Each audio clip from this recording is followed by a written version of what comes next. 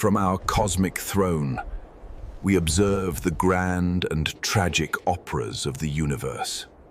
Today, I shall tell you of a dying star and the last, desperate hope it sent into the darkness.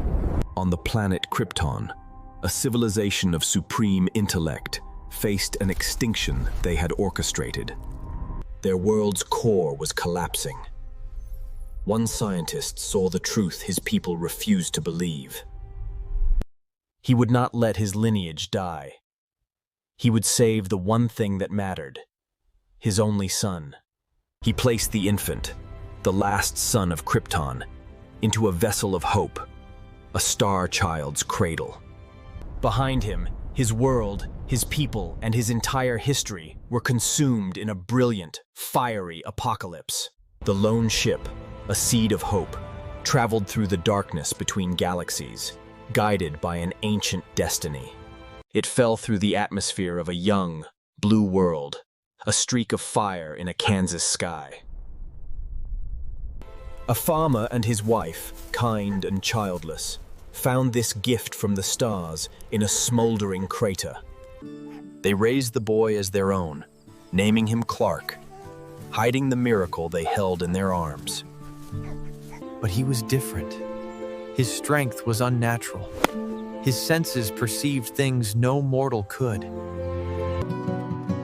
He was a boy caught between two worlds, the son of a Kansas farmer. At night, he would look to the heavens, feeling a profound loneliness, a pull towards a home he never knew. The universe had a plan for this child, a purpose far greater than a simple life on a farm.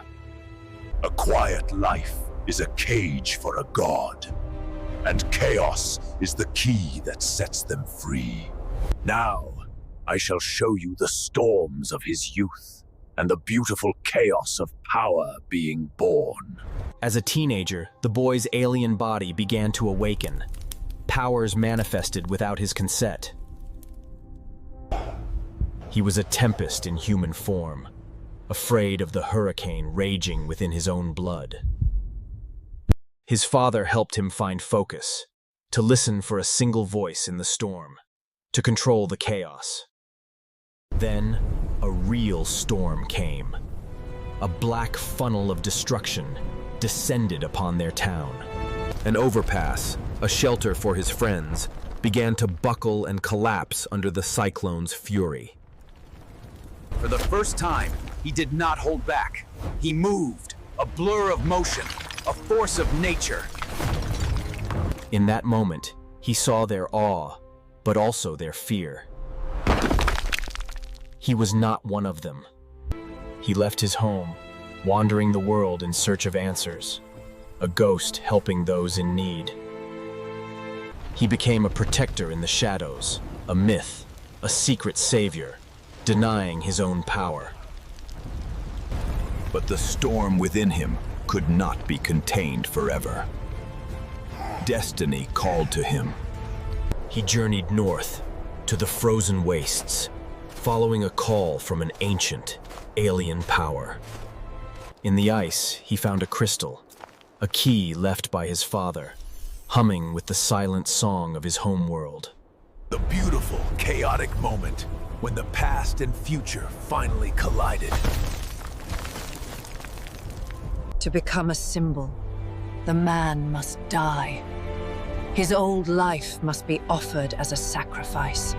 Now, I will tell you of the death of the Wanderer and the birth of the immortal god of hope.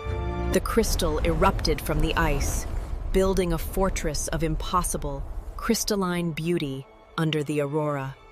Inside this sanctuary, the ghost of his father appeared, a phantom of light and memory.